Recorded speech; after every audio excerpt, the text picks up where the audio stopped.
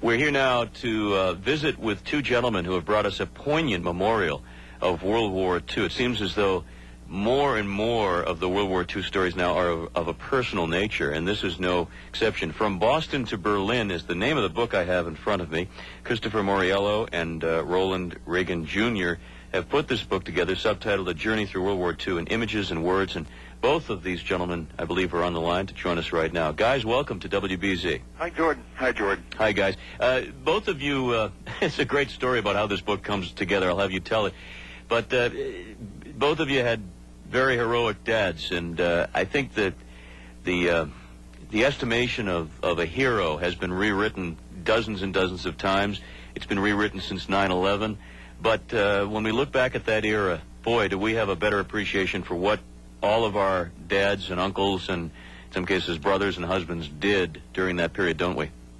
Well, I think that's very true, Jordan. I think some of the more recent perspectives, especially with the 50th anniversary in 1995 of World War II, the end of World War II, I think there's been more of a reflection in terms of the people who actually fought that war versus the generals' perspectives or the top-down perspective, which a lot of the movies and books that had come out between the 50s, 60s, and 70s.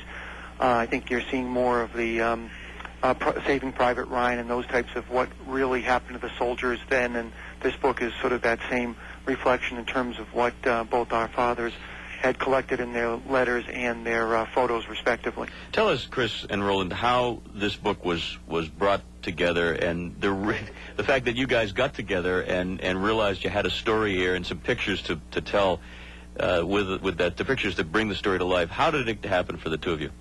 Well, Jordan, Roland actually first approached me via a phone message. I teach at Salem State College in the history department, and Roland was busily putting together his father's collection of photographs, and he wanted to donate a copy of on CD-ROM to the Salem State College history department where I work, and I returned his phone call, not knowing really what these photographs entailed, and we met over coffee and we started to talk, and I had been working privately and separately.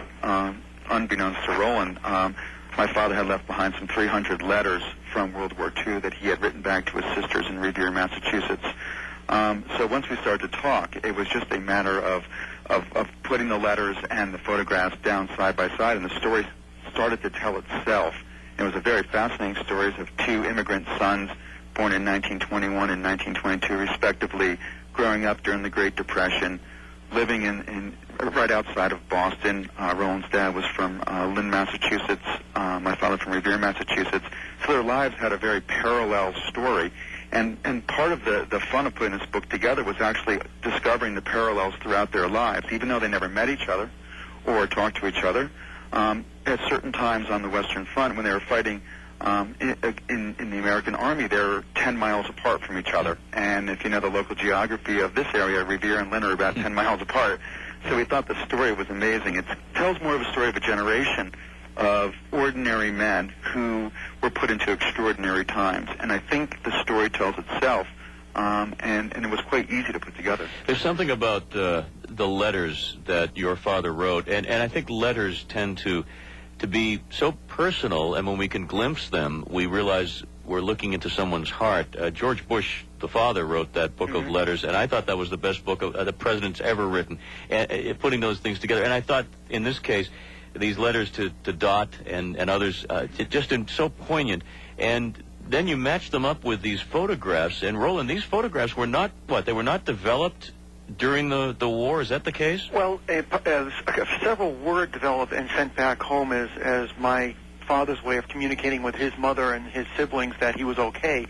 But the bulk of them were not developed until the end of the war because of Army censors. They were very, very sensitive, the Army at the time, in terms of having photos sent back home that may be intercepted and giving some perspective on either how the GIs were feeling at the time or where certain locations, especially since they were combat engineers, they were always at the front lines. The pictures, as pictures usually do, speak volumes, and there's some. They're not all the typical pictures of war that you might expect. A lot of the pictures are taken during off hours. And pictures of Frederick in top hat are particularly amusing. And but they really do. It's amazing how, despite all of the movies and all of the images we have, these pictures do bring this to life. I'm looking at these guys, and they look like guys who would have been alive at that period from Revere and Lynn. I mean, they just look the part, because they are the part. Well, they certainly are, and I think the photos, along with the letters, they do bring alive that period, and also the lives of these two men from Lynn and Revere that show that, immigrant sons, first-generation Irish, Italian immigrants who really are just a reflection of their time and their place, and also the circumstances of probably the greatest event of the 20th century in which they're taking part in, but also a time to reflect via the letters and the photos of what was transpiring around them. We'll take a very short break. We're talking with the two authors and the compilers of this terrific book, From Boston to Berlin. Certainly, if you're from this area, you'll want to check it out. But if you're from any part of the country, and here we are talking about your two fathers, but I think personally, I think it's important for us, the next generation, to reflect back, never forget. You're both history professors. You both know the importance of that. Comment, if you will, on the importance for everybody of any age to remember, reflect on, and appreciate what happened, so that perhaps the world will not repeat that kind of situation. Well, I think it's very important.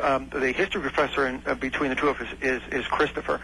I happen to be an attorney, but don't hold that against me. Okay, sorry. I think from the perspective that Chris and I have, and again, Chris being the expert in the area, I think we both agree that our generation, looking back, and we've been very privileged in one sense via the letters and the photos to reflect on this in a more personal way than others, because we both have friends whose parents were involved in the war, either domestically or over there, and but they don't talk, or at least I think have the memories that these particular documents bring back, and that we can actually, with some pride, point to the fact that not only did our two parents were involved with this, but also that generation, what they really stood for and what they really accomplished. Right, finally, Roland, your father passed away, correct? That is correct, yes. Yes. And Chris, is your father still in good health, or? He's not in good health. Okay. He had a stroke a number of years back, but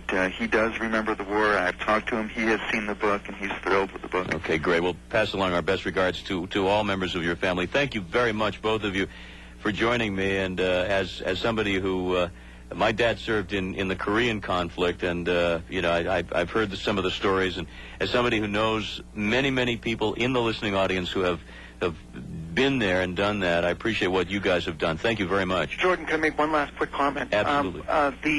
If some of your listeners would be interested in purchasing the book, there's three ways. Borders Books and Ph.D. and Braintree are carrying the book, along with the 1-800 number of 247-6553, and also Amazon.com. Okay, let's repeat that number again, 247-6553. That's an 800. Gentlemen, thank you very much. Thank you, George. Good job. Well done. Thank you. Bye-bye now. All right, that was our two friends, Christopher Mauriello and Roland Regan Jr. The book is called From Boston to Berlin, A Journey Through World War II in Images and